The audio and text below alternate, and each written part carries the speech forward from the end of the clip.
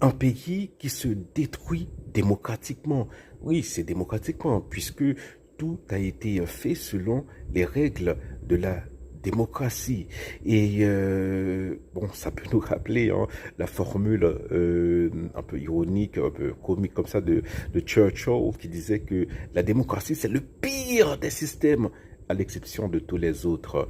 Bon, la dernière fois que cela s'est produit, c'est dans les années 30, hein, lorsque l'Allemagne voilà, a choisi un leader démocratiquement, très démocratiquement élu, et qui a, voilà, bon, qui a 15 ans plus tard, je sais pas, hein, l'Allemagne était en ruine. Hein, c'est grâce au plan Marshall hein, des Américains que l'Allemagne a été reconstruite. Hein, voilà, et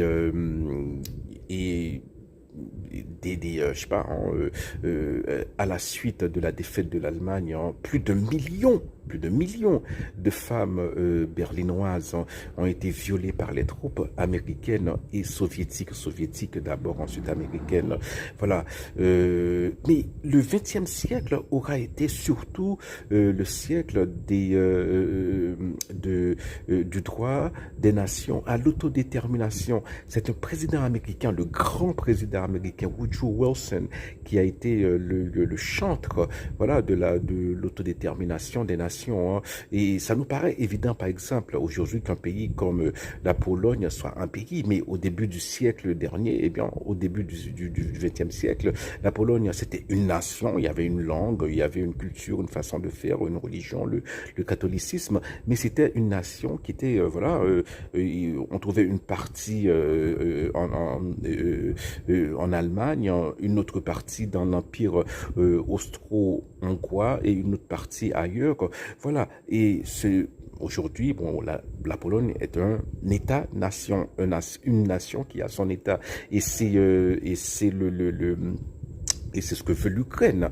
Aussi, par exemple, l'Ukraine, la première fois qu'elle est devenue indépendante, un pays indépendant, c'est en 1991.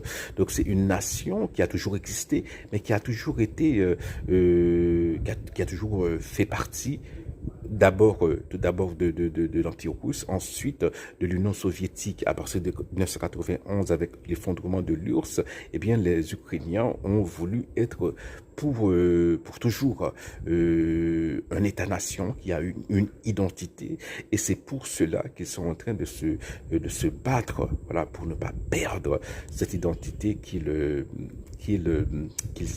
se sont forgés au cours des 30 dernières années. Voilà.